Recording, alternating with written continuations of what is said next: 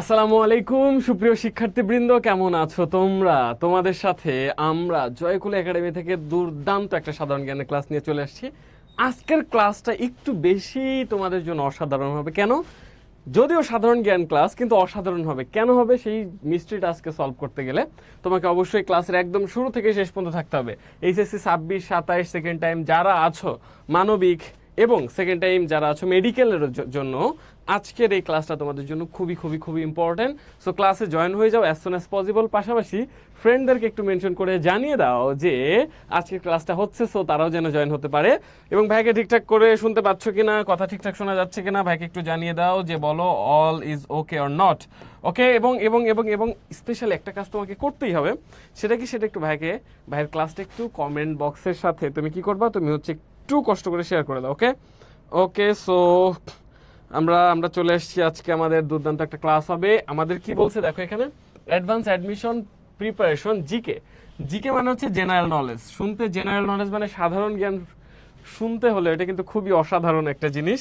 কেন সেটা আমরা দেখবো আস্তে আস্তে সলভ করতে করতে। দেখো, 1 নম্বর প্রশ্ন তোমাদের জন্য, বাংলাদেশের জাতীয় সংসদের প্রথম স্পিকার কে ছিলেন? দেখো, প্রত্যেকটা প্রশ্ন আমরা যখন সলভ করি, একটা প্রশ্ন থেকে তুমি 10টা প্রশ্ন কিভাবে সলভ করতে পারো সেই মাধ্যমটাও কিন্তু আমরা শিখিয়ে দিই। সো তোমার কাছে মনে হতে পারে যে ভাই এটা এমসিকিউ আমি কেন পড়বো? শুধু এমসিকিউ না, প্রত্যেকটা এমসিকিউ এক একটা টপিক, সেই টপিক ধরে ধরে আমরা পড়াই। সো একটু কষ্ট করে ক্লাসটাতে ফুল ক্লাসটা তোমাকে করতে হবে। ওকে। সো দামিনী, আসসালামু আলাইকুম। আলহামদুলিল্লাহ ভালো আছি, আপনি কেমন আছেন? ওয়ালাইকুম আসসালাম, আলহামদুলিল্লাহ ভালো আছি। ওকে ঠিক আছে। সো একটু কষ্ট করে জানিয়ে দাও সবাইকে। ওকে ওকে ওকে ওকে ওকে। প্রথম প্রশ্ন আমাদের, একদম সবার প্রথম প্রশ্ন, একদম সবার প্রথম প্রশ্ন কি? ওকে, দেখো কি বলছে, বাংলাদেশের জাতীয় সংসদের প্রথম স্পিকার। দেখো, জাতীয় সংসদ, বাংলাদেশের প্রথম যে সংসদটা ছিল সেটাকে আমরা ডিরেক্ট জাতীয় সংসদ না বলে সেটাকে আমরা কি বলবো? সেটাকে আমরা বলবো গণপরিষদ। কি বলবো? গণপরিষদ। ভাই কি বললেন? গণপরিষদ আবার কি? গণপরিষদ হচ্ছে একটি দেশের যে কোনো একটা কান্ট্রির যতদিন না পর্যন্ত তার যেই সংবিধান, সেই সংবিধান রচনা করতে পারতেছে, সেই সংবিধান রচনা করার আগ পর্যন্ত সংবিধান রচনার প্রচেষ্টায় যে আইনসভা বসে সেটাকে আমরা বলি গণপরিষদ, যেটাকে ইংরেজিতে বলে কনস্টিটিউয়েন্ট অ্যাসেম্বলি। ঠিক আছে, কনস্টিটিউয়েন্ট অ্যাসেম্বলি তার মানে গণপরিষদ, যেটা সংবিধান রচনা করার জন্য হয়। তো সেই গণপরিষদ, প্রথম গণপরিষদের অধিবেশন বসে কোথায় জানো? প্রথম গণপরিষদের অধিবেশন বসে হচ্ছে ঢাকা ইউনিভার্সিটির কোথায়? প্রথম গণপরিষদের অধিবেশন বসে ঢাকা বিশ্ববিদ্যালয়ের জগন্নাথ হল। কোথায়? জগন্নাথ হলে। হ্যাঁ, জগন্নাথ হলে বসে। এবং এই সময় প্রথম যে গণপরিষদের অধিবেশন, সেই সময় একজন সভাপতি ছিলেন, একজন সভাপতির পাশাপাশি একজন স্পিকার এবং একজন ছিলেন ডেপুটি স্পিকার। কি? Deputy speaker. হ্যাঁ, ডেপুটি স্পিকার। ওকে। তো এই 3জন ব্যক্তি ছিলেন। সভাপতি কে ছিলেন? সভাপতি সে, দেখো সভাপতি 3জনকে তুমি কিভাবে মনে রাখবা? যে সভাপতি তার নাম হচ্ছে মাওলানা আব্দুল রশিদ তর্কবাগীশ। ঠিক আছে, আমি আব্দুল রশিদ তর্কবাগীশ। তুমি কেমনে মনে রাখবা? তর্ক মানে কি? তর্ক যে সভাপতি হয়, দেখো সংসদে কি হয়, অনেক বেশি দেখবা যে সবসময় বিরোধী দল এবং সরকার দলীয় দল তারা কি করে? তারা হচ্ছে ঝগড়ার মতো তর্ক করে না, বিতর্ক করে না। এই তর্ক বিতর্ক করার জন্য যে তর্ক বিতর্ক থামায় রাখবে তার নাম হচ্ছে তর্কবাগীশ, এবং সে হচ্ছে কি সভাপতি। মনে রাখবে এভাবে, যে সভাপতি সেই তর্কবাগীশ। যদিও বর্তমানে এই সভাপতির পদটা আলাদাভাবে এখন আর নেই। ওকে। পাশাপাশি দেখো স্পিকারকে দেখো, মাওলানা আব্দুল রশিদ তর্কবাগীশ হচ্ছে তিনি সভাপতি। স্পিকার ছিলেন শাহ আব্দুল হামিদ। কে? শাহ আব্দুল হামিদ। ওকে, শাহ আব্দুল হামিদ। এবং ডেপুটি স্পিকার কে ছিলেন? ডেপুটি স্পিকার ছিলেন হচ্ছে মোহাম্মদুল্লাহ। তুমি কিভাবে মনে রাখবা? দেখো, স্পিকার এবং ডেপুটি স্পিকার হচ্ছে মেইন, স্পিকারকে সাহায্য করার জন্য যে থাকে তাকে বলে আমরা ডেপুটি স্পিকার। ওকে। তাহলে এই যে স্পিকার, সে হচ্ছে আব্দুল হামিদ। এখন দেখো, যে স্পিকার হয়েছে সে একটু খুশি হবে না? খুশি হইলে সে তো বলবে আলহামদুলিল্লাহ, মানে হামদ করবে, মানে প্রশংসা করবে, ঠিক আছে? তো এই যেরকম তোমরা যদি ঢাকা ইউনিভার্সিটিতে চান্স পাও বা তোমাদের মেডিকেলে চান্স পাও, তোমরা কি বলবো? আলহামদুলিল্লাহ, ওই আলহামদু, ঠিক আছে, হামদ। তার মানে যে সেই স্পিকার হয়েছে এই জন্য সে কি করবে? সে হচ্ছে হামদ, মানে সে শুকরিয়া আদায় করলো। এভাবে আমরা মনে রাখবো যে স্পিকার সে হচ্ছে শাহ আব্দুল হামিদ, এবং ডেপুটি স্পিকারকে, ডেপুটি স্পিকার হচ্ছে মোহাম্মদ উল্লাহ। বাকি কে থাকে? বাকি থাকে মোহাম্মদ উল্লাহ। এবং এবং তোমরা জানো 1972 সালের 16ই ডিসেম্বর তারিখ থেকে আমাদের এই সংবিধান কার্যকর হয়। যেহেতু সংবিধান আমাদের কার্যকর হয়, তারপরে সংবিধান রচনা করার জন্য ছিল এই গণপরিষদ, এই কমিটি ছিল রচনা করার জন্য। যেহেতু রচনা করা হয়ে গেছে, তারপরে তার এই কমিটি থাকবে না, নতুন কমিটি আসবে। সেই নতুন কমিটিতে এই স্পিকার কিন্তু 1972 সালে মারা যায়। যেহেতু সে মারা যায়, এই জন্য নতুন কমিটিতে এই ডেপুটি স্পিকার যে ছিল মোহাম্মদুল্লাহ, সে হচ্ছে বাংলাদেশ মানে সংবিধান রচনা করার পর যে সংসদ ছিল, সেই সংসদের পরবর্তী সংসদের কে হয়? সে হয় হচ্ছে স্পিকার, কারণ এই ব্যক্তি মারা যায়। ওকে, এই হচ্ছে আমাদের এই প্রথম একটা এমসিকিউ থেকে আমরা কতগুলা জিনিস এখান থেকে পড়ে ফেললাম, ঠিক আছে? তার মানে এটার উত্তর হচ্ছে শাহ আব্দুল হামিদ। মোহাম্মদ আব্দুল হামিদ হচ্ছে বাংলাদেশের সাবেক যে রাষ্ট্রপ্রধান, মানে হচ্ছে বাংলাদেশ সাবেক যে প্রেসিডেন্ট, তার নাম হচ্ছে মোহাম্মদ আব্দুল হামিদ, অ্যাডভোকেট মোহাম্মদ আব্দুল হামিদ। তিনি বাংলাদেশের সাবেক মানে ফর্মার প্রেসিডেন্ট ছিলেন। তার সাথে আমার যদি অনেকবার দেখা হয়েছিল বিভিন্ন পুরস্কার আনতে গিয়ে। এরপরে হুমায়ুন রশিদ চৌধুরী এবং রাজ্জাক আলী, তারা বাংলাদেশের সাবেক কি ছিলেন? সাবেক স্পিকার ছিলেন, এই দুজন। ওকে, ঠিক আছে, 1 নম্বর প্রশ্ন উত্তর আমরা পেলাম। 2 নম্বর প্রশ্ন, বাংলাদেশের শ্রম আইন 2006 অনুযায়ী শিশুর ন্যূনতম বয়স। এটা কিন্তু তোমরা অনেকে ভুল করবে, আমি জানি। এটা অনেকেই ভুল করবা, আমি জানি। এই প্রশ্নের একটু উত্তর জানতে চাচ্ছি, আমি বলে দিচ্ছি ভুল করবা। কেন ভুল করবা? কারণ আছে, এটা উত্তর করো। অরুণ চন্দ্র এ বলছো। ওকে, আচ্ছা ঠিক আছে, এইটার উত্তর কি? বাংলাদেশের শ্রম আইন 2006 অনুযায়ী শিশু দেখো, বাংলাদেশের বিবাহ আইন যেটা আছে, হ্যাঁ, ওকে, রেজিস্ট্রি বিবাহ আইন অনুযায়ী বিয়ে করা যাবে কত বছর? 18 বছর বয়সে মেয়েদের, হ্যাঁ, এবং 21 বছর বয়সে ছেলেদের। নাগরিক হইতে গেলে শিশু হচ্ছে 18 বছর পর্যন্ত। 18 বছর পর সে বাংলাদেশের, মানে আমাদের নাগরিক বলতে আক্ষরিক অর্থে ভোট দান করতে পারবে। ওকে, এবং পাশাপাশি বাংলাদেশের যে শ্রম আইন আছে, সেই শ্রম আইন অনুযায়ী 2006 সালের শ্রম আইন অনুযায়ী বাংলাদেশের শিশুর ন্যূনতম বয়স হচ্ছে 14 বছর। কত বছর? 14 বছর। এবং এই 14 বছর বয়সের আগ পর্যন্ত সে কি করতে পারবে না? 14 বছর বয়স হওয়ার আগ পর্যন্ত সে হচ্ছে কি করতে পারবে না বলতো? সে হচ্ছে, তাকে দিয়ে কোনো কাজ করানো যাবে না, কোনো কারখানায় কোনো কাজ করানো যাবে না, তাকে দিয়ে কোনো কাজ করানো সম্পূর্ণ নিষেধ। এবং এই 15 থেকে 18 বছর পর্যন্ত এই সময়টাকে বলা হয় কিশোর। কি বলা হয়? কিশোর। এই সময় টুকটাক কাজ করা যাবে, কিন্তু সেটা হালকা, ভারী কোনো কাজ করানো যাবে না। কাকে দিয়ে? এই শ্রম আইন অনুযায়ী, 2006 সালের শ্রম আইন অনুযায়ী। তার মানে শিশুর ন্যূনতম বয়স কত বলা হয়েছে এখানে? 14 বছর। ক্লিয়ার? ওকে, ক্লিয়ার, ঠিক আছে, ক্লিয়ার। ওকে, সৌদামিনী বি, এটার উত্তর হচ্ছে বি, ঠিক আছে।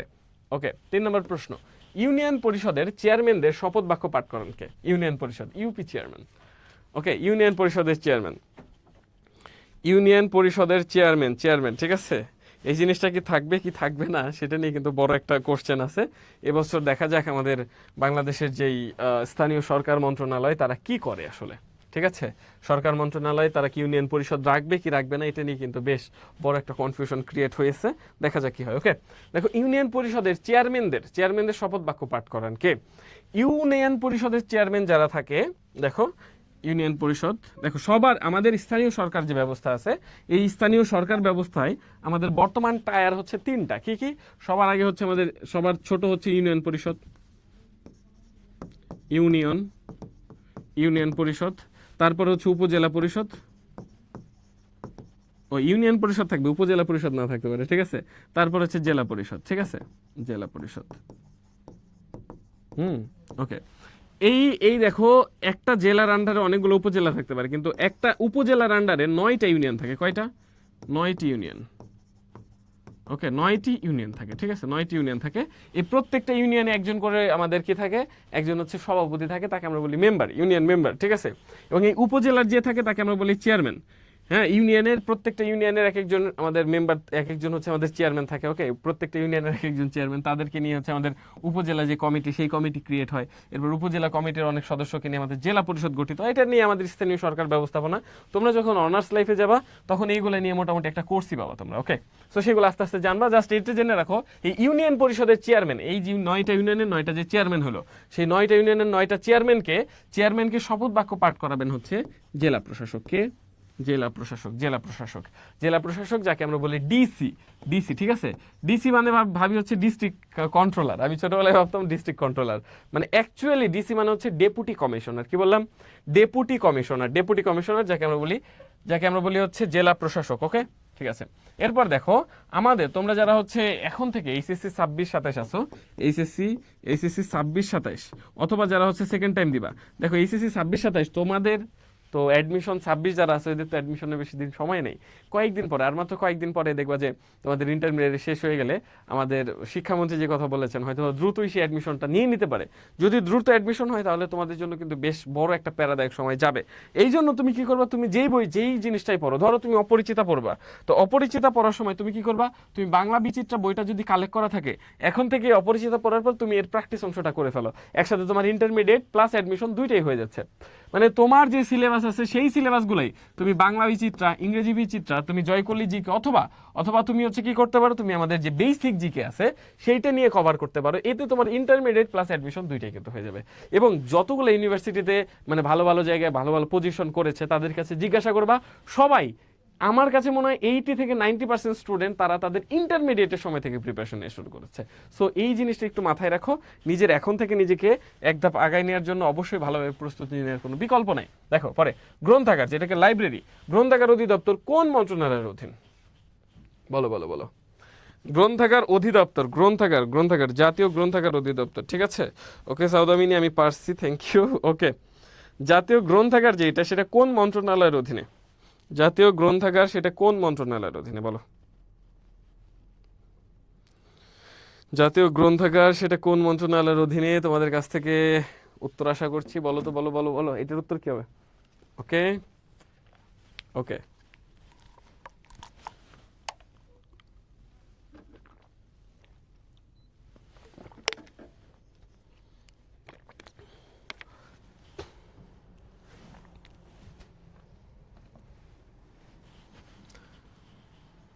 এই গ্রন্থাগার অধিদপ্তর যেটা, সেটা হচ্ছে আমাদের যে দেশের যতগুলো লাইব্রেরি আছে, পাবলিক লাইব্রেরি, সবগুলো মিলিয়ে সবগুলো যে অধিদপ্তর, সেটা হচ্ছে গ্রন্থাগার অধিদপ্তর, ঠিক আছে। এই অধিদপ্তরের সদর দপ্তর কোথায়? এটা হচ্ছে আমাদের বেসিক্যালি কোথায় অবস্থিত? এটা হচ্ছে আগারগাঁওয়ে অবস্থিত, ঢাকার আগারগাঁও এটা হচ্ছে অবস্থিত। হ্যাঁ, এবং হচ্ছে এইটা বেসিক্যালি কোন মন্ত্রণালয়ের বলতো? এটা হচ্ছে একটি সাংস্কৃতিক মন্ত্রণালয়ের অধীন। কোন মন্ত্রণালয়? সাংস্কৃতিক মন্ত্রণালয়ের অধীনে হচ্ছে গ্রন্থাগার অধিদপ্তর। এবং তোমার বাড়ির পাশেও যতগুলো পাবলিক লাইব্রেরি আছে, সমস্ত পাবলিক লাইব্রেরিগুলো এই মন্ত্রণালয়ের অধীন থেকেই কিন্তু সবকিছু কোঅর্ডিনেট হয়। ওকে সজীব রয় বলছো, ঠিক আছে। 5 নম্বর প্রশ্ন, রিট শব্দের অর্থ কি? রিট এটা কিন্তু WRIT না, ঠিক আছে। এটা রিট আমাদের কোর্টে যারা হচ্ছে কোর্ট রিলেটেড যারা আসো, অথবা যারা স্পেশালি ল রিলেটেড পড়াশোনা করার চিন্তা করতেছো, তাদের জন্য এইসব জিনিস কিন্তু লাগেই। রিট হচ্ছে কোন মন্ত্রণালয় বলো? কোন রিট শব্দের অর্থ কি বলো? ওকে, রিট শব্দের অর্থ কি? ওকে, রিট শব্দের অর্থ কি? রিট বলো।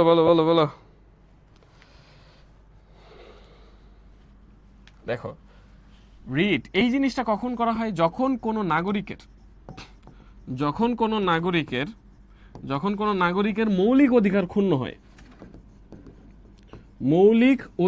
যখন কোনো নাগরিকের মৌলিক অধিকার ক্ষুণ্ণ হয়, তখন সে কি করতে পারে? তখন সে বাংলাদেশের সংবিধানের 102 নম্বর অনুচ্ছেদ অনুযায়ী সে কি করতে পারে? সে হচ্ছে হাইকোর্টে সে হচ্ছে তারিশের জন্য রিট করতে পারে। তার এই মৌলিক অধিকার ক্ষুণ্ণ হওয়ার প্রতিবাদে সে কি করতে পারে, সে রিট করতে পারে যে আমার এই জায়গাগুলোতে আমার মৌলিক অধিকার ক্ষুণ্ণ হয়েছে। এবং দেখবা প্রত্যেকটা আসামিরও কিন্তু কিছু মৌলিক অধিকার থাকে, ঠিক আছে, আসামিদেরও কিন্তু কিছু মৌলিক অধিকার থাকে, বেসিক কিছু অধিকার, সেই সব অধিকারের জন্য তারা কিন্তু আদালতে রিট করতে পারে। দেখবা যে কিছুদিন আগেও আমাদের হচ্ছে যখন গত হচ্ছে আমাদের সরকারের আমলে দেখবা যে আমাদের বিরোধী দলীয় যে নেত্রী ছিলেন আমাদের বেগম খালেদা জিয়া, তার জন্য কিন্তু অনেক কিছুতে আমাদের রিট করা হয়েছে এবং বিভিন্ন সময় আমাদের অনেক সময় রিট করা হয় হাইকোর্টে। কেন? ওই অধিকারগুলো ক্ষুণ্ণ হইলে। এই জিনিসটা হয়তো অনেকেই তোমরা জানতা না, সো এটা আশা করি জানলে। এবং রিট শব্দের অর্থ হচ্ছে বিচারিক আদেশ। কি? এটার অর্থ হচ্ছে বিচারিক আদেশ, ঠিক আছে? ওকে ওকে, ঠিক আছে। এরপর দেখো বাংলাদেশের সর্বোচ্চ আইন কর্মকর্তা কে? বাংলাদেশের সর্বোচ্চ আইন কর্মকর্তা, ঠিক আছে। প্রথমেই বলি বাংলাদেশের সর্বোচ্চ আইন যদি বলে, জাস্ট সর্বোচ্চ আইন, বাংলাদেশের সর্বোচ্চ আইন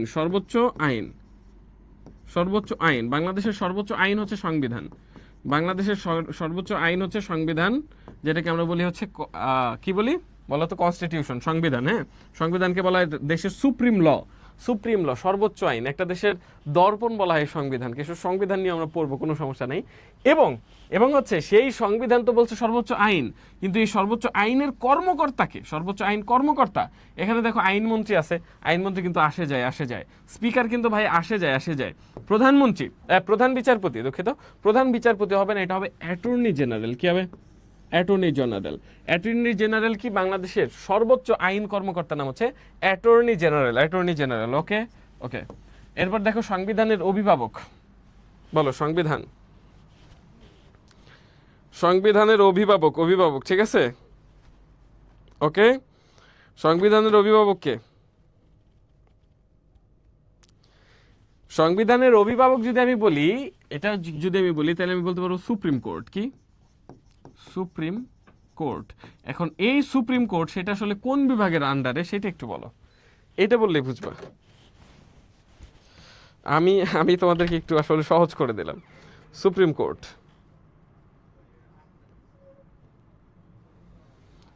কোর্ট সেটা কোন মন্ত্রণালয়ের অধীনে? ওকে, বলো। ওকে, 5 ডি ফর দিদার স্যার। আচ্ছা, বলো কোন মন্ত্রণালয়ের অধীন? দেখো সংবিধানের অভিভাবক দেখো একটা দেশের যে আমাদের সরকার বা শাসন ব্যবস্থা, একটা দেশের যে টোটাল গভর্নমেন্ট স্ট্রাকচার, সেটাকে 3 ভাগে ভাগ করা যায়। কয়তো ভাগ? 3 ভাগ। একটা হচ্ছে শাসন বিভাগ, একটা বিচার বিভাগ, একটা আইন বিভাগ। আইন বিভাগ কোনটা? যেটাকে আমরা বলি হচ্ছে সংসদ, বাংলাদেশের জাতীয় সংসদ, সেটাকে আমরা বলি আইন বিভাগ, যেখানে আমাদের আইন তৈরি করা হয়। এরপর শাসন বিভাগ মানে হচ্ছে এক্সিকিউটিভ কারা? এক্সিকিউটিভ আমাদের মানে যারা হচ্ছে যে দেশের ধরো বিভিন্ন জায়গায় বিভিন্ন জিনিস হচ্ছে যারা বাস্তবায়ন করে, ধরো ডিসি, এসপি, সচিব, এরা হচ্ছে এক্সিকিউটিভের। এরপর বিচার বিভাগ, যেখানে বিচার করা হয়। এই সুপ্রিম কোর্টে কি করা হবে ভাইয়া? এটা তো একটা কমন সেন্স। সুপ্রিম কোর্টে কি হবে? সুপ্রিম কোর্টে হচ্ছে বিচার করা হবে। এই জন্য সংবিধানের অভিভাবক আমরা বলছি সুপ্রিম কোর্ট, সেই সুপ্রিম কোর্ট মানে হচ্ছে বিচার বিভাগ। ক্লিয়ার কিনা? ক্লিয়ার। 7 নম্বর প্রশ্ন উত্তর ক্লিয়ার? ওকে, ঠিক আছে। 8 নম্বর প্রশ্ন উত্তর বলো, নিম্নের কোনটি রাজনৈতিক দলের কাজ নয়? এটা তোমার পারা উচিত। কোন রাজনৈতিক দলের কাজ নয় কোনটা, এটা পারা উচিত, ঠিক আছে? এটা একটা মানে বেসিক সেন্স বলা চলে, এটা করো। এবং পাশাপাশি তোমাদেরকে আমরা বলে দিই, যারা এইচএসসি 26 ব্যাচ, এইচএসসি 27 ব্যাচ আছো, 27 ব্যাচ আছো, তোমরা অনেকেই ভাবতে পারো যে ভাই I have lots of time, কিন্তু তোমরা একদম ভুলের মধ্যে আছো।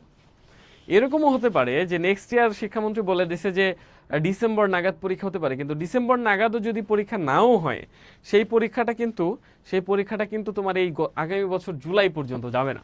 পরীক্ষা কিন্তু অনেক আগেই সংগঠিত হবে। এবং পাশাপাশি এই বছর থেকে না হলেও নেক্সট ইয়ার এরকম হতে পারে যে তুমি তোমার ইন্টারমিডিয়েটের পরে অ্যাডমিশনের জন্য সময় পাবে না।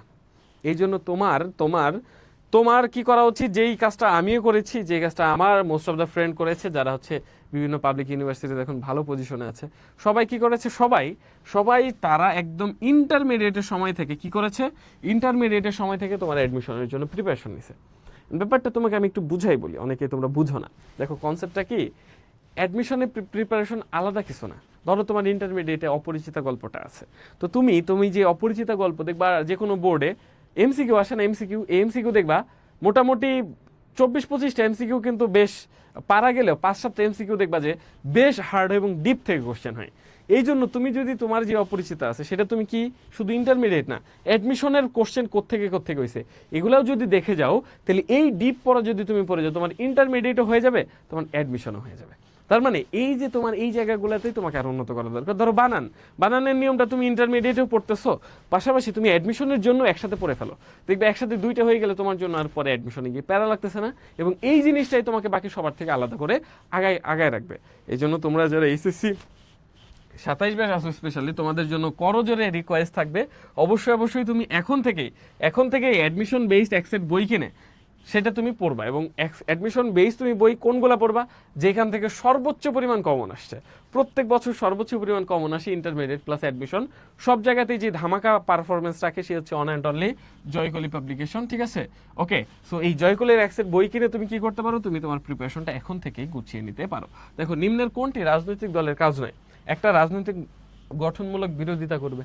এই যেরকম ধরো এখন সরকারি দলের বিরোধী দলকে জামাত এবং এনসিপি, ঠিক আছে? জামাত এবং হচ্ছে এনসিপি, তাই না?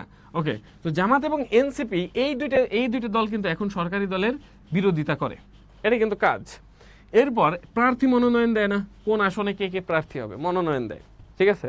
এরপর দেখো, রাজনৈতিক সাংস্কৃতিক প্রসার ঘটানো। হ্যাঁ, বিএনপি তার আইডিওলজি ছড়াই দিতে চায়, জামাত ইসলাম তার আইডিওলজি ছড়াতে চায়, এরপর হচ্ছে আমাদের এনসিপি তার আইডিওলজি ছড়াতে চায়। এই যে রাজনৈতিক যে আদর্শ এবং সংস্কৃতি, এগুলো কিন্তু সবাই ছড়াতে চায়, কিন্তু কোনো দলই কিন্তু কি করতে পারবে না, সে হচ্ছে আইন প্রণয়ন করতে পারে না। তার মানে এইটার উত্তর হচ্ছে এটা, কোনো দল, কোনো রাজনৈতিক দলের কাজ আইন প্রণয়ন করা না। আইন প্রণয়ন করা কার কাজ? আইন প্রণয়ন করা হচ্ছে বাংলাদেশের আইনসভার কাজ। কার কাজ? আইনসভা। বাংলাদেশের আইনসভা, যেটাকে আমরা বলি হচ্ছে পার্লামেন্ট বা হচ্ছে জাতীয় সংসদ, তার কাজ হচ্ছে আইন প্রণয়ন করা। ওকে ওকে 9 নম্বর প্রশ্ন, বাংলাদেশের সাবমেরিন দুইটি হলো। বাংলাদেশের যে দুইটা সাবমেরিন আছে বলো তো, সেই দুইটা সাবমেরিন কি কি? বাংলাদেশের কিন্তু দুইটা সাবমেরিন আছে, তোমরা জানো?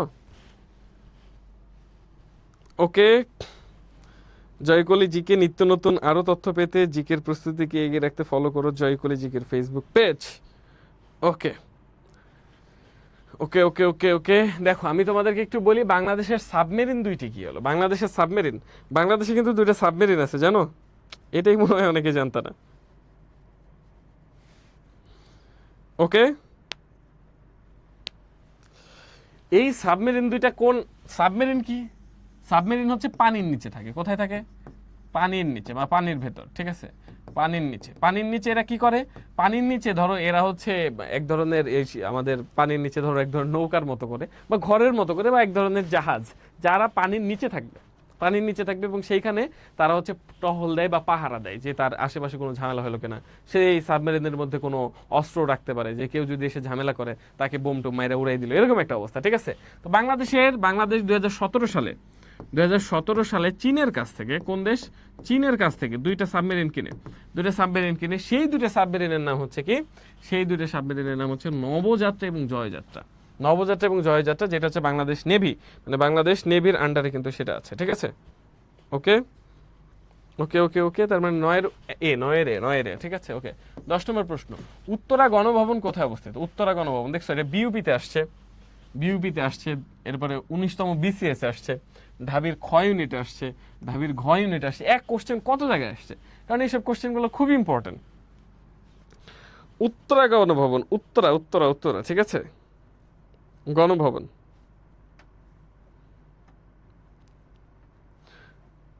ওকে ওকে ওকে উত্তরা গণভবন,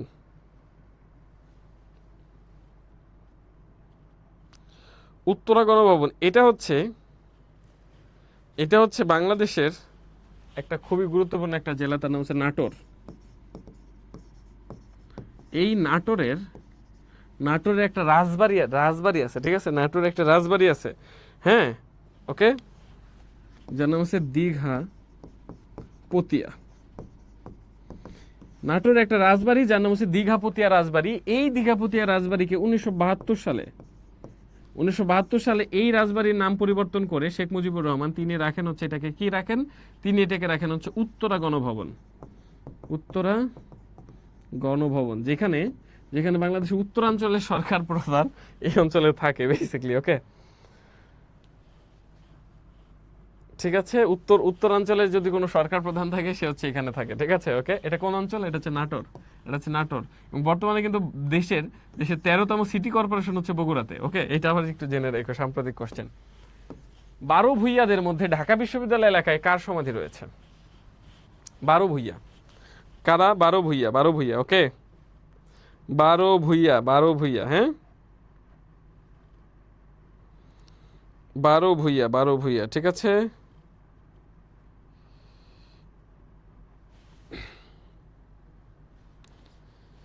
বারো ভূঁইয়া, 12 ভূঁইয়াদের মধ্যে কার কবর ঢাকা ইউনিভার্সিটিতে আছে? বলো, ঢাকা ইউনিভার্সিটি। দেখো 12 ভূঁইয়াতে আমরা লাস্ট ক্লাসে পড়াইছিলাম, লাস্ট ক্লাসে কি পড়াইছিলাম? 12 ভূঁইয়া মানে কি আসলে 12 জন ভূঁইয়া। প্রথমে বলি ভূঁইয়া আসলো কোত্থেকে? ভূঁইয়া, ভূঁই, তোমরা গ্রাম অঞ্চলে যারা থাকো তারা অনেক সময় ভূঁই শব্দটা শুনছো। ভূঁই মানে কি? ওকে, ভূঁই মানে কি? ভূঁই মানে হচ্ছে জমি। ভূঁই মানে কি? জমি, জমি। ওকে, জমি। মুঘল সম্রাটদের আমলে প্রত্যেকটা মানে এই বাংলার বিভিন্ন অঞ্চলে এক একজন জমিদার টাইপের ছিল, এক একজন কি ছিল? জমিদার টাইপের ছিল। কিন্তু মুঘলরা চাইছিল সবাইকে মুঘলদের আন্ডারে আনতে। এই জমিদাররা মুঘলদের দাসত্ব করবে না, তারা বলছে আমি মুঘলদের কারোকে কোনো কর দেব না, আমরা আমাদের মতো করে থাকবো। এই যে মুঘলদের বিরোধিতা করলো, এদেরকে বলা হয় কি? এদেরকে বলা হয় 12 ভূঁইয়া। এখন তোমার কাছে মনে হতে পারে 12 ভূঁইয়াতে ভূঁইয়া সংখ্যা কয়টা? তোমার কাছে মনে হতে পারে 12 ভূঁইয়াতে মনে হয় ভূঁইয়া 12 জন। ভূঁইয়া কয়জন? ভূঁইয়া 12 জন। কিন্তু তুমি ভুলের মধ্যে আছো, এটা ভাবলে তুমি কি ভুলের মধ্যে আছো। কেন ভুলের মধ্যে আছো তা বলি। দেখো বিভিন্ন ভাষায় বিভিন্ন ধরনের আমাদের একাডেমিক কিছু ল্যাঙ্গুয়েজ থাকে, যেরকম যেরকম ধরো আমাদের অ্যারাবিক যখন আমরা পড়ি তখন অনেক জায়গায় পাবো, বিভিন্ন হাদিস কোরআনের বিভিন্ন জায়গায় পাবো, দেখবা 70,000 বা 70 মানে 70 ওয়ার্ডটা পাবা, 70,000। এবং এই 70,000 মানে কি আসলে এক্সাক্ট 70,000 না, এক্সাক্ট 70,000 না, 70,000 মানে হচ্ছে অসংখ্য বোঝায়। যেরকম আমরা যখন বাংলায় বলি, আমরা বলি না হাজার হাজার লোক, তার মানে ওখানে হাজার হাজার 2000 লোকজন গেছে এখানে, না, অসংখ্য লোক। আমরা যখন বলি যে তুই আমার কিছু বলে তোর 14 গোষ্ঠী আমি উদ্ধার করে দিব, 14 গোষ্ঠী মানে কি আসলে 14 জন গোষ্ঠীর মধ্যে 14 গোষ্ঠী মানে আসলে তার যত যেখানে যা আছে সব, মানে এটা অসংখ্য বোঝায়। আবার ধরো কেউ যদি অনেকগুলা প্রেম করে, কেউ যদি ধরো অনেকগুলা প্রেম করে, তাকে 12 দিয়ে একটা ওয়ার্ড বলে, ঠিক আছে, তাকেও 12 দিয়ে একটা ওয়ার্ড বলে। আসলে কি তার ওইটা সংখ্যা 12 জন? না, এটার সঙ্গে মনে হচ্ছে অসংখ্য। এরকম এরকম এই 12 ভূঁইয়াতে এখানে ভূঁইয়ার আগে লেখা আছে 12, কিন্তু আসলে 12 জন ভূঁইয়া ছিল না। এখানে ভূঁইয়া সংখ্যা কি ছিল? ভূঁইয়া সংখ্যা ছিল অসীম, অসীম সংখ্যক ভূঁইয়া, ঠিক আছে। 12 ভূঁইয়াতে ভূঁইয়া সংখ্যা কত? অসীম সংখ্যক ভূঁইয়া এই 12 ভূঁইয়াতে ছিল। এদের মধ্যে যে মেইন মানে আমাদের যাকে মেইন বলি তার নাম হচ্ছে ইসাখা। সেই ইসাখার পরে যে ছিল ইসাখার পুত্র, তার নাম হচ্ছে মুসাখা। এই মুসাখার কবর ঢাবির কোথায়? ঢাবির কার্জন হলের পিছনে অবস্থিত। ঢাবির কার্জন হলের পিছনে কার কবর অবস্থিত? মুসাখার কবর অবস্থিত, ঠিক আছে। তারপরে 12 ভূঁইয়াদের মধ্যে ঢাকা বিশ্ববিদ্যালয় এলাকায় কার সমাধি রয়েছে? কার সমাধি রয়েছে? মুসাখার। এটা এই বছর না, গত বছর আসা কোশ্চেন, গত বছর ঢাবিতে আসা কোশ্চেন।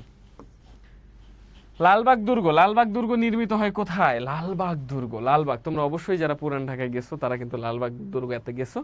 ঢাকার লালবাগ নামে একটা জায়গায় আছে, বুঝছো, লালবাগ, সেখানে লালবাগ দুর্গ আছে, লালবাগ কেল্লা। ওকে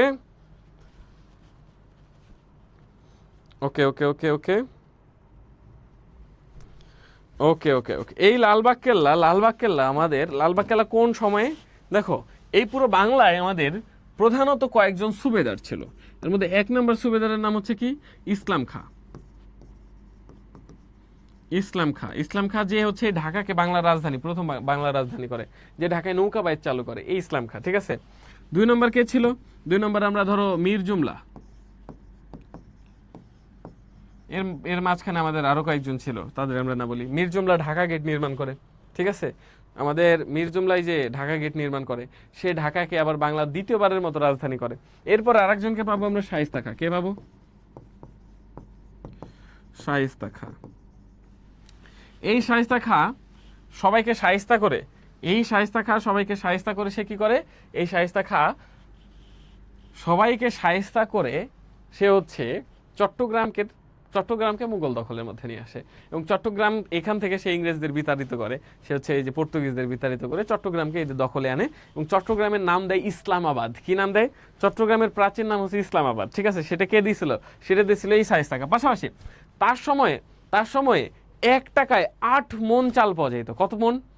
1 টাকায় 8 মণ চাল, বুঝছো? 1 মণ না কিন্তু 8 মণ চাল পাওয়া যায় তো 1 টাকায়, কার আমলে? এই শায়েস্তা খাঁর আমলে, এই শায়েস্তা খাঁর আমলে, ঠিক আছে। এবং তার সময় আমরা দেখি কি এই লালবাগ কেল্লা নির্মিত হয়। এবং এই লালবাগ কেল্লায় আমাদের এই শায়েস্তা খানের একজন মেয়ে, তার নাম কি? তার নাম হচ্ছে পরিবিবি, তাই না? পরিবিবি, ঠিক আছে। এই পরিবিবির কবর কিন্তু কোথায় আছে? পরিবিবির কবর কিন্তু এই আমাদের লালবাগ কেল্লায় অবস্থিত। তার মানে এটা কোন আমলের? এটা কিন্তু মুঘল আমলের। কোন আমল? মুঘল, ঠিক আছে। ওকে। এরপর অপরাজেয় বাংলা, ঢাকা ইউনিভার্সিটিতে অবস্থিত, কলা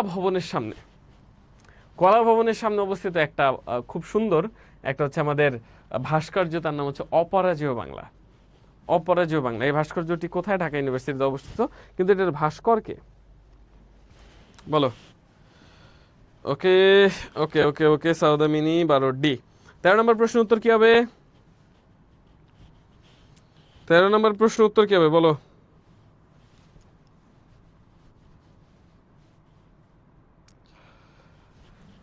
দেখো আমাদের কি অপরাজেয় বাংলা যে একটা ভাস্কর্য, সেটা কোথায় অবস্থিত? সেটা ঢাকা ইউনিভার্সিটিতে অবস্থিত।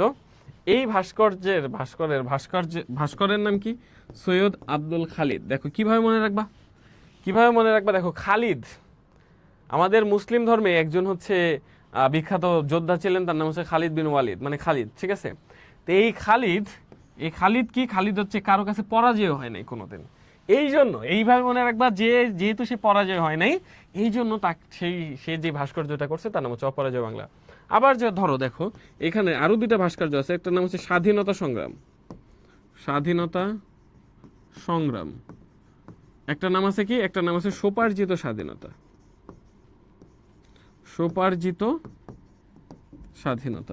এই 2টা ভাস্কর্য এখানে আছে, ঠিক আছে। একটা নাম স্বাধীনতা সংগ্রাম, একটা নাম হচ্ছে স্বোপার্জিত স্বাধীনতা। এই 2টা ভাস্কর্য ঢাকা ইউনিভার্সিটিতে অবস্থিত। এই 2টার ভাস্করের নাম কি? কেমনে মনে রাখবো? হচ্ছে দেখো এইটাই প্রথমে এইখানেও এইখানেও তার মানে যে ভাস্কর তার নামেরও 2টা আমাদের ওয়ার্ড আছে। এই 2টা নামের প্রথমে আমাদের থাকবে। দেখো কি নাম হচ্ছে শামীম শিকদার। কি নাম? শামীম শিকদার। তার মানে দেখো এখানেও এখানেও ঠিক আছে। স্বাধীনতা সংগ্রাম মানে শামীম শিকদার, স্বোপার্জিত স্বাধীনতা মানে হচ্ছে শামীম শিকদার, ঠিক আছে। আবার একটা ভাস্কর্য আছে না, রাজু ভাস্কর্য, যে ধরো কিছু হইলে এইসব রাজু ভাস্কর্যের সামনে গিয়ে মানবো না। এই রাজু ভাস্কর্য কে করেছে? দেখো মিনা রাজু কার্টুন দেখছো না? এই মিনা রাজু কার্টুনের মধ্যে কি দেখায়? সবুজ শ্যামল পূর্ব বাংলার ছবি দেখায় না? তো ওই শ্যামল, এটা রাজু কে করেছে? রাজুর ভাস্করের নাম হচ্ছে শ্যামল। কি নাম? শ্যামল। এইটাই মনে রাখবে এভাবে, ঠিক আছে। কতগুলো ভাস্করের নাম আমরা মনে রাখার চেষ্টা করলাম। ওকে। আর হামিদুজ্জামান খান কিন্তু কয়েকদিন আগে মারা গেছে, সো সেও কিন্তু ইম্পর্টেন্ট, তার অনেকগুলো ভাস্কর্য আছে। 60 গম্বুজ মসজিদ, বাগেরহাটের 60 গম্বুজ মসজিদ, বাগেরহাটে 60 গম্বুজ মসজিদ, ঠিক আছে। ওকে। বাগেরহাটে 60 গম্বুজ মসজিদ, এটার হচ্ছে গম্বুজ সংখ্যা কয়টা? খুব ইন্টারেস্টিং একটা কোশ্চেন। এটা সবাই ভুল করে, যারা টুকটাক না জানে সবাই ভুল করবে। কেন? কারণ ভাবে যেহেতু 60 গম্বুজ মসজিদ, তাহলে গম্বুজ সংখ্যা কয়টা? সবাই ভাবে হচ্ছে গম্বুজ সংখ্যা হচ্ছে 60টা। ভুল, ঠিক আছে। দেখো কেন, আমি একটু বলে দিই। 60 গম্বুজ মসজিদ যেটা বাগেরহাটে অবস্থিত, হ্যাঁ বাগেরহাটে অবস্থিত, আমাদের সেই খানজাহান আলী, ঠিক আছে, তার আমলে 60 গম্বুজ মসজিদ নির্মাণ হয়। এবং বাংলাদেশের ইউনেস্কো কর্তৃক বাংলাদেশে বিশ্ব ঐতিহ্য স্বীকৃত স্থান। কি নাম? কি বললাম? বিশ্ব ঐতিহ্য স্বীকৃত স্থান। বাংলাদেশের জন্য বিশ্ব ঐতিহ্য স্বীকৃত স্থান হচ্ছে 3টা। 1 নম্বর হচ্ছে কি? 1 নম্বর হচ্ছে আমার এই 60 গম্বুজ মসজিদ,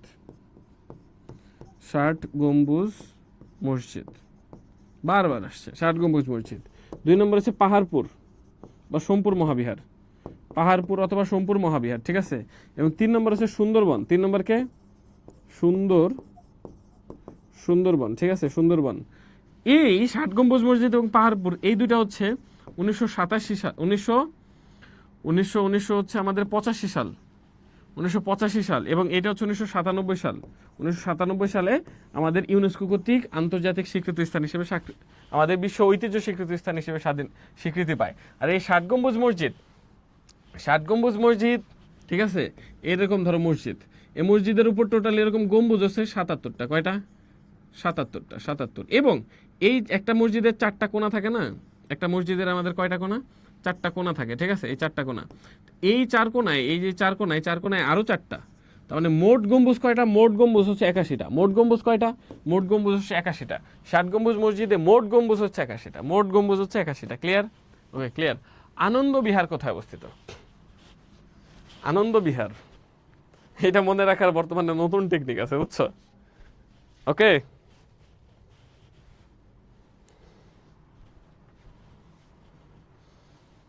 ওকে,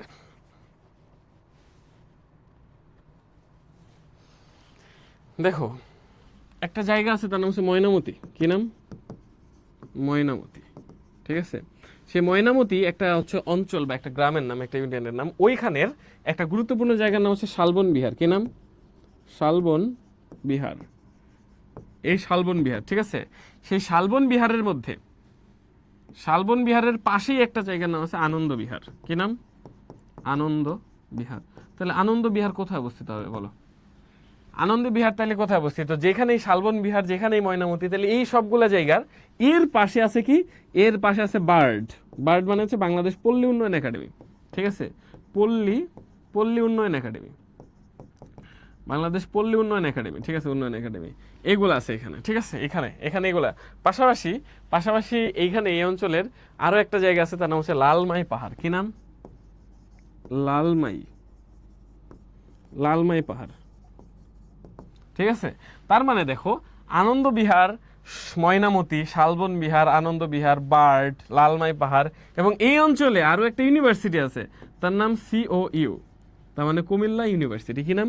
কুমিল্লা ইউনিভার্সিটি, ঠিক আছে। তার মানে এটা তাহলে কোথায় অবস্থিত?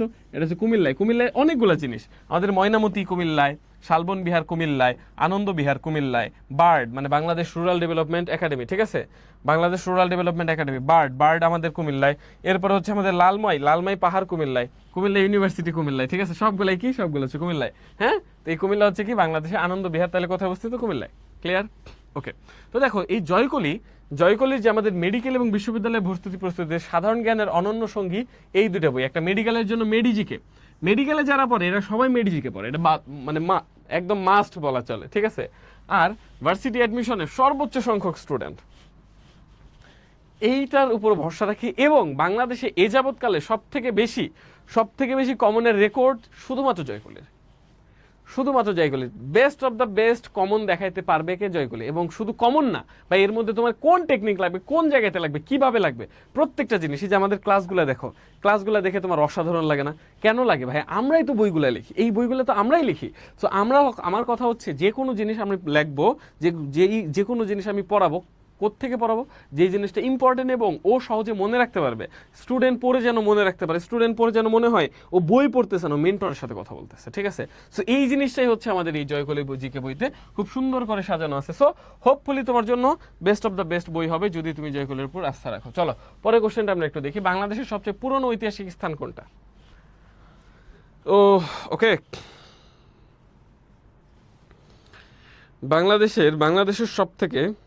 বাংলাদেশের সব থেকে পুরনো ঐতিহাসিক স্থান কোনটা? বাংলাদেশে অনেকগুলো ঐতিহাসিক স্থান আছে, ঠিক আছে। এর মধ্যে দেখো, বাংলাদেশের একদম প্রাচীনকালে মানুষ যেখানে থাকতো সেগুলোকে আমরা বলি জনপদ। কি বলি? জনপদ। এর মধ্যে সর্বপ্রাচীন জনপদের নাম হচ্ছে পুন্ড্র জনপদ। কি নাম? পুন্ড্র জনপদ, ঠিক আছে। এই পুন্ড্র জনপদের রাজধানী কি ছিল? এটার রাজধানী ছিল হচ্ছে পুন্ড্রনগর। কি নাম? পুন্ড্রনগর অথবা পুন্ড্রবর্ধন, ঠিক আছে। একটা সর্বপ্রাচীন একটা হচ্ছে জনপদ মানে ওই অঞ্চলে মানুষ বসবাস করত। আগে তো পুরো বাংলাদেশ জুড়ে মানুষ বসবাস করতো না, কিছু কিছু অঞ্চলে মানে ছড়িয়ে ছিটে অল্প অল্প কিছু অঞ্চলে বসবাস করতো। সো ওই জায়গায় যে অঞ্চলগুলোতে মানুষ বসবাস করতো সেগুলোকে আমরা বলি জনপদ, ঠিক আছে। তো এই প্রাচীন যতগুলো জনপদ আছে এর মধ্যে পুন্ড্র জনপদ সেইটা রাজধানী হচ্ছে পুন্ড্রনগর। এই প্রাচীন এই পুন্ড্রনগর হচ্ছে বর্তমানে সেই জায়গাটা হচ্ছে আমাদের মহাস্থানগড়। আচ্ছা, মহাস্থানগড়, বর্তমানে সেটা কি, সেটা হচ্ছে মহাস্থানগড়। ঠিক আছে, মহাস্থানগড়। এই মহাস্থানগড় কোথায় বলো তো? মহাস্থানগড় কোথায় অবস্থিত? এইটা বর্তমানে হচ্ছে বাংলাদেশের মহাস্থানগড় নামে আমরা চিনি সেই পুণ্ড্রনগরকে। এবং সেই পুণ্ড্রনগর কিন্তু এটাকে বলা হয় প্রাচীন, সবার প্রথমের যেহেতু জনপদ, সর্বপ্রাচীন জনপদ, এবং এই জায়গাটাকে বলা হয় সর্বপ্রাচীন জায়গা। মহাস্থানগড়কে কি বলা হয়? সর্বপ্রাচীন জায়গা। মহাস্থানগড় কোথায় অবস্থিত? একটু কমেন্ট করো। 17 নম্বর প্রশ্ন, বাংলাদেশের 100 টাকার নোটে কোন মসজিদের ছবি আছে? দেখো, বাংলাদেশের হচ্ছে নতুন নতুন নোট বের হয়েছে না, এবং প্রত্যেকটা নোটে, এক একটা নোটে কিন্তু এক এক ধরনের আমাদের জিনিস আছে। ঠিক আছে, তো ধরো 100 টাকার নোট, 500 টাকার নোট, 1000 টাকার নোট, এরকম বিভিন্ন টাইপের বিভিন্ন আমাদের নোট আছে। তো 100 টাকার নোট যেটা, সেইটা আসলে কোথায় অবস্থিত বলো? বাংলাদেশে 100 টাকার নোট কোথায় অবস্থিত না, 100 টাকার নোটে কি আছে বলো? ওকে,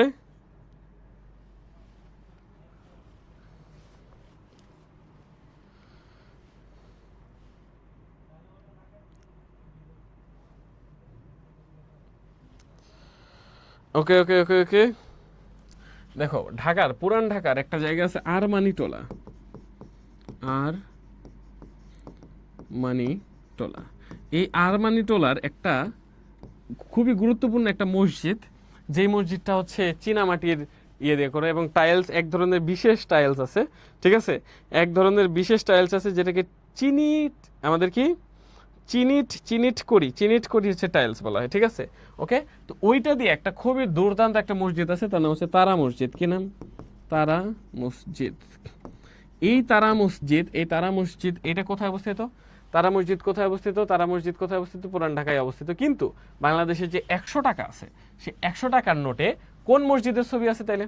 সেটা হচ্ছে পুরান ঢাকার তারা মসজিদের ছবি। কারণ কোন মসজিদ? তারা মসজিদের ছবি, তারা মসজিদ।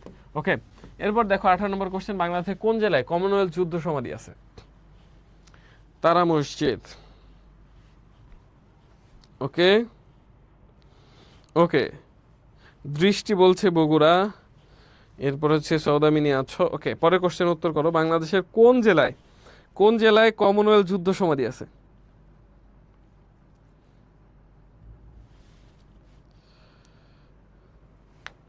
ওকে,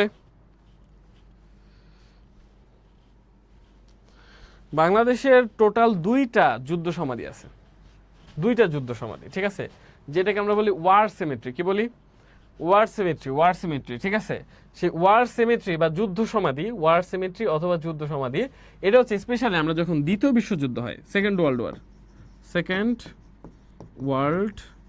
ওয়ার, এই সেকেন্ড ওয়ার্ল্ড ওয়ারে একটা খুবই গুরুত্বপূর্ণ সমাধি, যেটা অবস্থিত কোথায়? যেটা অবস্থিত কুমিল্লায়। কোথায় অবস্থিত? কুমিল্লায় অবস্থিত একটা যুদ্ধ সমাধি।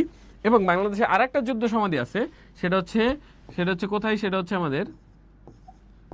হচ্ছে চট্টগ্রাম। মানে বাংলাদেশের যুদ্ধ সমাধি আছে কয়টা? বাংলাদেশের যুদ্ধ সমাধি আছে, আমাদের কমনওয়েলথ যুদ্ধ সমাধি আছে 2টা। কমনওয়েলথ যুদ্ধ সমাধি আছে কয়টা? 2টা। একটা চট্টগ্রামে, একটা হচ্ছে কুমিল্লায়। চট্টগ্রামে আর একটা হচ্ছে কুমিল্লায়। ঠিক আছে, 19 নম্বর প্রশ্ন, ইউনেস্কো কর্তৃক পহেলা বৈশাখের মঙ্গল শোভাযাত্রা বিশ্ব ঐতিহ্যর মর্যাদা পায় কত সালে? বিশ্ব ঐতিহ্যের মর্যাদা বাংলাদেশে পহেলা বৈশাখের সময় কি হয়? বাংলাদেশে পহেলা বৈশাখের সময় হয় হচ্ছে, বলো তো কি হয়? মঙ্গল শোভাযাত্রা, তাই না? বাংলাদেশে পহেলা বৈশাখের সময় মঙ্গল শোভাযাত্রা হয়। ঠিক আছে, এবং ঢাকা বিশ্ববিদ্যালয়ে ঢাকা বিশ্ববিদ্যালয়ে আমাদের কি হয়? ঢাবির হচ্ছে একটা গুরুত্বপূর্ণ আমাদের হচ্ছে অনুষদ আছে, তার নাম চারুকলা অনুষদ।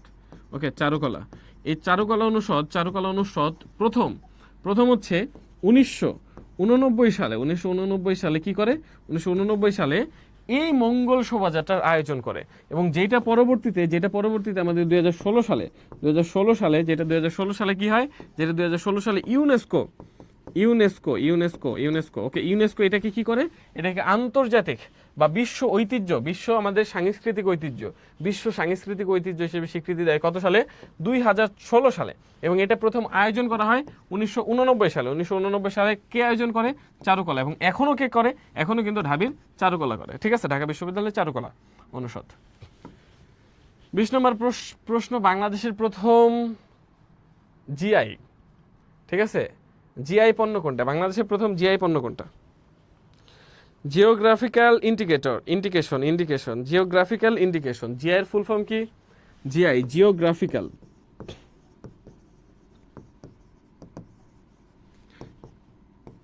ইন্ডিকেশন। জিওগ্রাফিক্যাল ইন্ডিকেশন, এই জিনিসটা তোমাকে আমি একটু বুঝি, এই জিনিসটা কি আসলে। জিআই বা এই জিনিসটা দেখছো আমাদের রাবিতে আসছে 23-24-এ, এরপরে আর ইউ 22-23 আসছে, জেইউতে আসছে, সিইউবিতে আসছে, অনেক জায়গায় কিন্তু এই কোশ্চেন আসছে, ঢাকা ইউনিভার্সিটিতেও আসছে, এবং বিসিএসও এই টাইপ কোশ্চেন অহরহ হয়ে থাকে। এবং এই জিনিসটা আমাদের জন্য জানা খুবই গুরুত্বপূর্ণ। কেন জানো? কারণ পৃথিবীর এক এক জায়গায় এক এক ধরনের ফসল বা এক এক ধরনের শস্য অথবা এক এক ধরনের হচ্ছে পণ্য, সেই সব জিনিস ওই অঞ্চলের জন্য বিখ্যাত, ওই অঞ্চলের জন্য বিখ্যাত। এই যেরকম ধরো ইলিশ মাছ বাংলাদেশে বেশি পাওয়া যায়। ইলিশ মাছ ধরো হচ্ছে সৌদি আরব হচ্ছে ইলিশ মাছ হচ্ছে কৃত্রিমভাবে তারা হচ্ছে সৃষ্টি করলো। তাইলে এইটাকে যখন আমি বলবো আসলে ইলিশ মাছ কোন দেশের, তো ইলিশ মাছ তো বাংলাদেশেরই বলতে হবে, তাই না? তো এইটা না বলে আমি যদি বলি সৌদি আরবের, তাহলে বাংলাদেশের মানে জন্য এটা কি করা হয়? এটা এক ধরনের ঝামেলা না?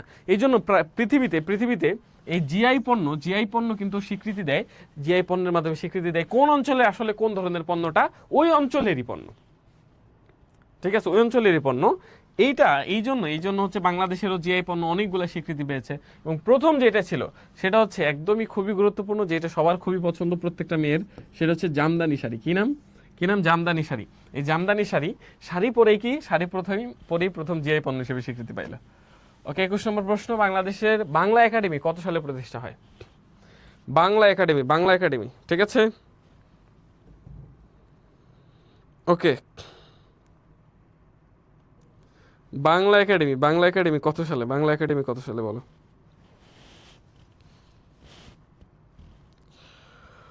ওকে, দেখো তোমার আমি বলি 1952 সাল। 1952 সাল। সেই সময় অনেকগুলা বাঙালিকে মারা হয় না ভাষা আন্দোলনের সময়? সালাম, রফিক, শফিক, বরকত, এদেরকে মারা হয় কার নেতৃত্বে?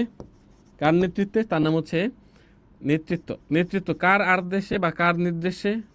নেতৃত্ব। ওকে, কার নির্দেশে? সে হচ্ছে এই পূর্ব বাংলার হচ্ছে একজন মুখ্যমন্ত্রী ছিল, তার নাম হচ্ছে নুরুল আমিন। কি নাম?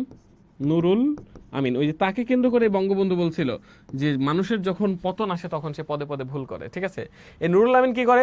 নুরুল আমিন হচ্ছে নির্দেশ দেয় বাঙালিদেরকে গুলি করে রাস্তাতে সরাইতে, পরে পুলিশ গুলি করে বাঙালিদেরকে মারলে কি হয়? মারলে হচ্ছে মানুষ আরো রাস্তায় বের হয়, এরপর একটা সময় গণ অভ্যুত্থানের মতো সংগঠিত হয়, পরে বাংলাকে তারা রাষ্ট্রভাষা হিসেবে স্বীকৃতি দিতে বাধ্য হয়। তারপরে কি করে? এই নুরুল আমিনের বাসভবন সেটা কি ছিল? সেটার নাম ছিল বর্ধমান হাউস।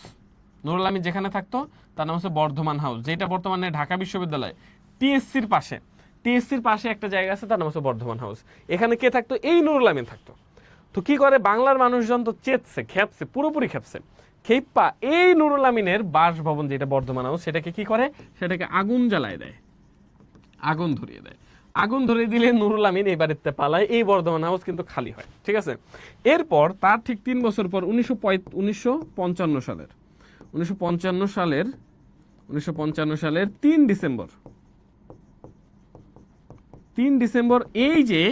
যেইখান থেকে আমাদের এই প্রথম বাংলা ভাষা দাবিয়ে রাখার জন্য যেখান থেকে নির্দেশ আসছিল, সেই বর্ধমান হাউসে 1955 সালের 3 ডিসেম্বর কি করা হয়?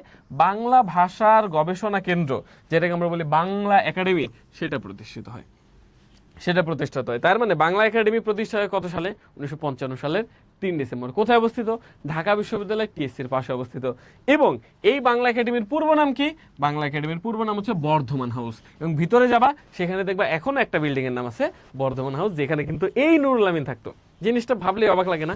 যেই জায়গাটা থেকে প্রথম নির্দেশ আসলো বাংলা ভাষা উড়াই দেওয়ার জন্য, সেই জায়গাটাতেই বাংলা ভাষা গবেষণা কেন্দ্র আমরা বাঙালি বীরের জাতি কিন্তু নির্মাণ করে দেখিয়েছিলাম। এটা কত সাল? এটা 1955। ক্লিয়ার? ওকে, ক্লিয়ার। এরপর দেখো বারডেম, এটা মেডিকেলের জন্য খুবই লাগবে। বারডেম, দেখো বাংলাদেশে মোট মেডিকেল বিশ্ববিদ্যালয় আছে 5টা। গভর্নমেন্ট মেডিকেল বিশ্ববিদ্যালয় আছে কয়টা? 5টা। বারডেম কিন্তু মেডিকেল বিশ্ববিদ্যালয় বলি না, এটা মানে বাংলাদেশে মোট মেডিকেল বিশ্ববিদ্যালয় আছে 5টা। এর মধ্যে সব থেকে বেশি হচ্ছে হাইপ বা সব থেকে বেশি গুরুত্বপূর্ণ হচ্ছে কি? ঢাকা মেডিকেল বিশ্ববিদ্যালয় বা বাংলাদেশ মেডিকেল বিশ্ববিদ্যালয়, দুঃখিত, যেটা হচ্ছে আমাদের ঢাকায় আমরা পিজি হসপিটাল বলি সেটা। তো ওর পাশেই দেখো এই যে শাহবাগ, এটা হচ্ছে শাহবাগের মোড়, এখানে হচ্ছে বাংলাদেশ মেডিকেল ইউনিভার্সিটি, এইখানে হচ্ছে জাদুঘর, বাংলাদেশের জাতীয় জাদুঘর, ঠিক আছে, পাশাপাশি জাদুঘর এইটুকু, আর বাকি অঞ্চল হচ্ছে ডিইউ। এইখানটা হচ্ছে সোহরাওয়ার্দী উদ্যান, ঠিক আছে, উদ্যান। এইখানে হচ্ছে রমনা, এই রমনায় যাওয়ার আগে এইখানে ছোট্ট করে একটা জায়গা আছে, তার নাম হচ্ছে সেই জায়গাটার নাম হচ্ছে বারডেম, ঠিক আছে। বারডেম হচ্ছে একটা আমাদের মেডিকেল কলেজ, ঠিক আছে, বারডেম। বারডেমের ফুল ফর্ম হচ্ছে Bangladesh institution of research and rehabilitation in diabetics, এরপর হচ্ছে আমাদের হচ্ছে এন্ডোক্রাইন, এরপরে হচ্ছে অ্যান্ড মেটাবলিক ডিজিজ, এই পুরো বারডেম। এই বারডেমের মধ্যে তুমি এই পাশে একদম একটা কার্ডিওলজিস্ট দেখাইতে পারবা, এখানে মানে একটা কার্ডিওলজিস্ট ইনস্টিটিউশন আছে, সেটাকে আমাদেরকে বলে ইব্রাহিম কার্ডিওলজি, হ্যাঁ। এবং এই যে ইব্রাহিম কার্ডিওলজি, এখান থেকেই কিন্তু আমাদের অনেক কার্ডিওলজি সম্পৃক্ত, ধরো হচ্ছে কারো হার্ট স্ট্রোক করে না, হার্টের যে সমস্যা হয়, এটা জেনারেলি এখান থেকে তারা অপারেশন করায়। এবং এই জায়গাটা যে এই ইব্রাহিম, তার নাম হচ্ছে ইব্রাহিম, হ্যাঁ, এবং এই ইব্রাহিমের নাম অনুসারেই এই জায়গাটার নাম কিন্তু করা হয়, ঠিক আছে। তার মানে এই বারডেমের প্রতিষ্ঠাতা হচ্ছে ইব্রাহিম, ঠিক আছে, ইব্রাহিম, ওকে, প্রফেসর ডক্টর মোহাম্মদ ইব্রাহিম, হ্যাঁ, ওকে। এবং বাংলাদেশের ডায়াবেটিক্স যে চিকিৎসা করা হয়, এই ডায়াবেটিক্স চিকিৎসার ক্ষেত্রে বাংলাদেশের ডায়াবেটিক্স চিকিৎসার ক্ষেত্রে সব থেকে বড় প্রতিষ্ঠানের নাম হচ্ছে বারডেম ডায়াবেটিক্সের জন্য, ঠিক আছে, ওকে। এরপর 23 নম্বর, বাংলাদেশের প্রথম ভাসমান হাসপাতালের নাম কি? ঢাকা ইউনিভার্সিটি ঘ ইউনিট, এটা অনেক সময় আসছে, মেডিকেলে বিভিন্ন সময় আসছে। বাংলাদেশের প্রথম ভাসমান হসপিটালের নাম, ওকে। বাংলাদেশে ভাসমান হাসপাতাল একটা হচ্ছে তোমার লঞ্চের মতো করে একটা ভাসমান হাসপাতাল আছে, যে ভেসে ভেসে বিভিন্ন জায়গায় গিয়ে মানুষের সেবা দেয়। সেটা 1999 সালে সেটা প্রথম চালু হয়, এবং তার নাম হচ্ছে জীবনতরী। কি নাম? জীবনতরী। তরী মানে নৌকা, মানে নৌকায় করে বিভিন্ন জায়গায় যায়, এই জন্য এটার নাম হচ্ছে জীবনতরী। কি নাম? জীবনতরী। জীবন তরঙ্গ না কিন্তু, জীবনতরী, তরী, ঠিক আছে, ওকে। এরপর 24 নম্বর প্রশ্ন, বাংলাদেশের প্রথম সাইবার সিটি কোথায় বলো?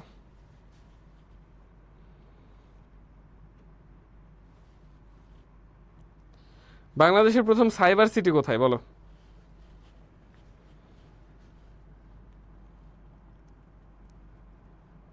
ওকে,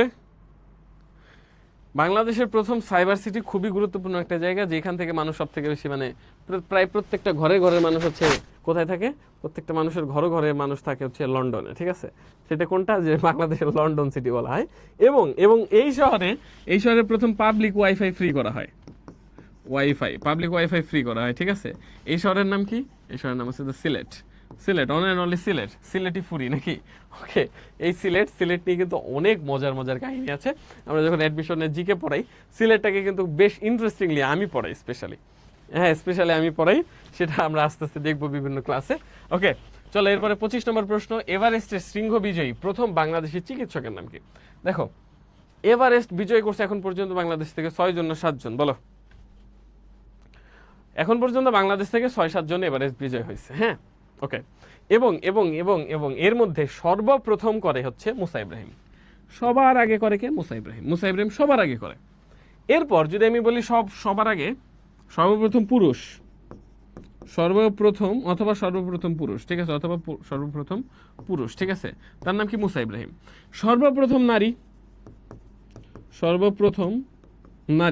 সর্বপ্রথম বাংলাদেশি নারী হিসেবে কে আমাদের এই এভারেস্ট বিজয়ী করে হচ্ছে নিশাত মজুমদার।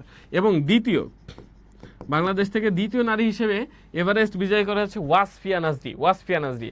এবং বাংলাদেশে যদি আমি বলি চিকিৎসক হিসেবে প্রথম করে হচ্ছে কে? তার নাম হচ্ছে বাবর। এছাড়াও মুহিত করেছে, এবং রিসেন্টলি কিন্তু আরো একজন করেছে, ঠিক আছে, বাবর হচ্ছে কি সর্বপ্রথম বাংলাদেশের চিকিৎসক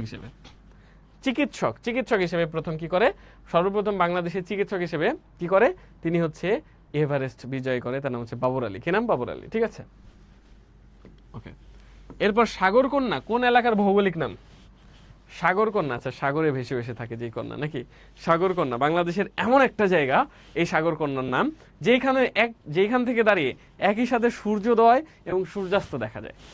বাংলাদেশের খুবই গুরুত্বপূর্ণ একটা পর্যটন কেন্দ্র, যেটা হচ্ছে পটুয়াখালীতে অবস্থিত। কোথায়? পটুয়াখালীতে অবস্থিত, পটুয়াখালী, ঠিক আছে। ওকে, পটুয়াখালীতে অবস্থিত সেই জায়গাটার নাম কি বলো? সাগরকন্যা কোন এলাকার ভৌগোলিক নাম? সাগরকন্যা কোন এলাকার ভৌগোলিক নাম? টেকনাফ না, কক্সবাজার না, পটুয়াখালী। সেটা কি? সেটা হচ্ছে পটুয়াখালী, ঠিক আছে, পটুয়াখালী। এই পটুয়াখালীতে কি আছে? পটুয়াখালীতে হচ্ছে সাগরকন্যা বা হচ্ছে আমাদের কুয়াকাটা। কি আছে? সাগরকন্যা কোন এলাকা? পটুয়াখালীর কুয়াকাটা। সাগরকন্যা মানে হচ্ছে কি? সাগরকন্যা মানে হচ্ছে কুয়াকাটা, কুয়াকাটা, ঠিক আছে, পটুয়াখালী। এবং এই পটুয়াখালীতে কি থাকে? পটুয়াখালীতে কিন্তু রাখাইন উপজাতি থাকে, ঠিক আছে, রাখাইন উপজাতি। হ্যাঁ, এটা একটু মাথায় রাখবা, অনেকবার রাখাইন উপজাতি পটুয়াখালী নিয়ে কোশ্চেন হয়েছে। এরপর 27 নম্বর প্রশ্ন, দিনাজপুরের পুরাতন নাম কি? দিনাজপুরের পূর্ব নাম কি? দিনাজপুরের পূর্ব নাম কি? ঠিক আছে, ওকে। বাংলাদেশের এক এক অঞ্চলের এক একটা কিন্তু পূর্ব নাম, ঠিক আছে। এই দিনাজপুর এই জেলাটাকে বলা হয় বাংলাদেশের সর্বোচ্চ জেলা, বাংলাদেশের সবচেয়ে কি জেলা? সবচেয়ে উঁচু জেলা। এই দিনাজপুরে কি আছে? এই দিনাজপুরে আছে একটা জায়গা, তার নাম হচ্ছে বড় পুকুরিয়া, যেখানে হচ্ছে আমাদের বড় পুকুরিয়া, যেটা হচ্ছে বাংলাদেশের সব থেকে বড় গ্যাস খনি। কি নাম? বাংলাদেশের সব থেকে বড় গ্যাসের খনি, ঠিক আছে, বাংলাদেশের সব থেকে বড় কয়লার খনি, সবচেয়ে বড় কয়লার খনি এই বড় পুকুরিয়ায়। এই দিনাজপুরে কি আছে? দিনাজপুর কিন্তু লিচুর জন্য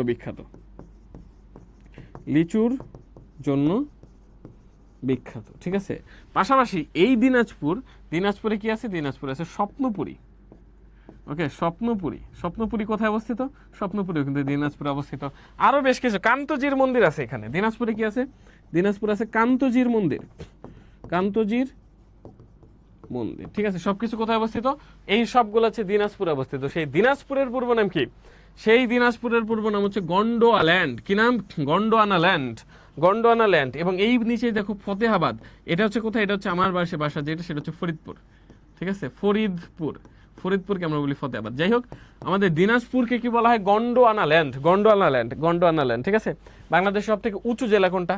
সেটা হচ্ছে আমাদের এই যেটা, তার নাম কি? তার নাম হচ্ছে আমাদের দিনাজপুর। বড় পুকুরিয়া কোথায় অবস্থিত? এই দিনাজপুরে। সব থেকে বড় কয়লার খনি কোথায় অবস্থিত? দিনাজপুরে। আমাদের লিচুর জন্য বিখ্যাত কোনটা? দিনাজপুর। কান্তজিরের মন্দির কোথায় অবস্থিত? দিনাজপুর। স্বপ্নপুরী কোথায়? দিনাজপুর, ঠিক আছে, ওকে।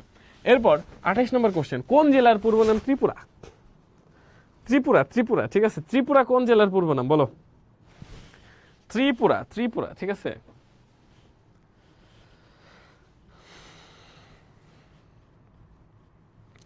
ত্রিপুরা কোন জেলার পূর্ব নাম ত্রিপুরা বলো?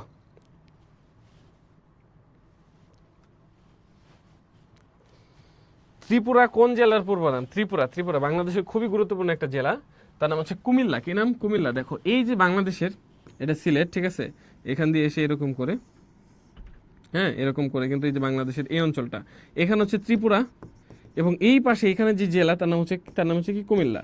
তো এই ত্রিপুরা দেশভাগের আগে কুমিল্লা কি ছিল? এই ত্রিপুরার মধ্যে ছিল। এই জন্য কুমিল্লার পূর্ব নাম কি? কুমিল্লার পূর্ব নাম হচ্ছে ত্রিপুরা, ঠিক আছে।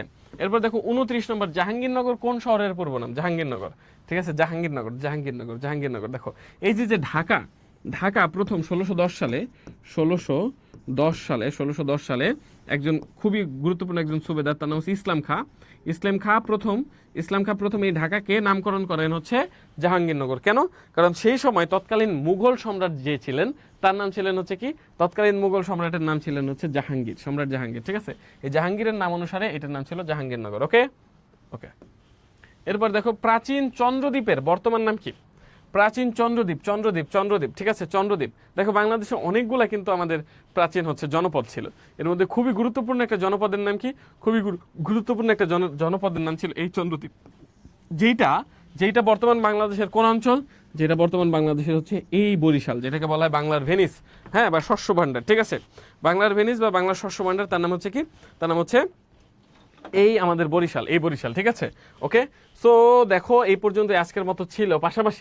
পাশাপাশি তোমরা যারা এই অ্যাডভান্স অ্যাডমিশন, প্রি অ্যাডমিশন এবং যারা সেকেন্ড টাইমের জন্য প্রস্তুতি নিচ্ছ, তাদের জন্য একটাই আমার সাজেশন, তোমার কোনো কোশ্চেন থাকলে একটু করো, পাশাপাশি আমি তোমাদেরকে একটু কিছু কথা বলি। তাদের জন্য আমার একটাই সাজেশন, তোমরা কি করবা? তোমরা অবশ্যই এখন থেকেই ভালোভাবে প্রস্তুতি নাও। একটা জিনিস মাথায় রাখবা, সময় কিন্তু খুবই লিমিটেড, এবং এই অল্প সময়ে ভালো রেজাল্ট করার জন্য তোমাকে স্মার্টলি পড়তে হবে, তোমাকে অ্যানালিটিক্যাল পড়াশোনা করতে হবে, এবং এই অ্যানালিটিক্যাল পড়াশোনা করলেই শুধু হবে না, দেখতে হবে কোন বইটা তোমাকে সর্বোচ্চ পরিমাণ কমন দিতে পারে। তুমি পড়লে এত এত বই, কিন্তু কোনো কমন আসলো না, লাভ নাই তো। বাংলাদেশের ইতিহাসে সর্বোচ্চ পরিমাণ কমন দেয় যে বই, তার নাম হচ্ছে কি, তার নাম অন অ্যান্ড অনলি এই জয়কুলি একাডেমির সমস্ত বই, ঠিক আছে, জয়কুলি একাডেমির সমস্ত বই। সো এই জয়কুলির জন্য আমাদের হচ্ছে বাংলার জন্য বাংলা বিচিত্রা, ইংলিশের জন্য ইংলিশ বিচিত্রা, সায়েন্সের বই আছে, মেডিকেলের বই আছে, আমাদের বুয়েটের জন্য বই আছে, আমাদের হচ্ছে কমার্সের জন্য বই আছে, যার জন্য লাগবে বই আছে। প্রি অ্যাডমিশন চলতেছে, ঠিক আছে, জয়কুলির ফ্রি ক্লাস চলতেছে। ভাই জয়কুলি এমন একটা প্রতিষ্ঠান যারা তোমার প্রতি দায়বদ্ধ, তোমাকে চাইলে কিন্তু ক্লাস নাও দিতে পারতো। কারণ আমরা ক্লাসগুলো কেন দেই, ধরো যেসব আমাদের বই, যেসব জায়গাগুলো আমাদের স্টুডেন্টরা বুঝে না, তারা আমাকে ক্লাসে কোশ্চেন করতে পারে। তার মানে একই সাথে তুমি বই কিনলে কোর্সও ফ্রি পেয়ে যাচ্ছ।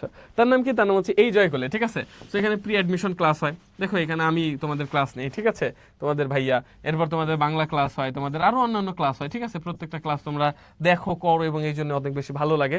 সো কারো কোনো কোশ্চেন থাকলে করো, তাহলে আমরা এই পর্যন্ত আজকে রাখবো।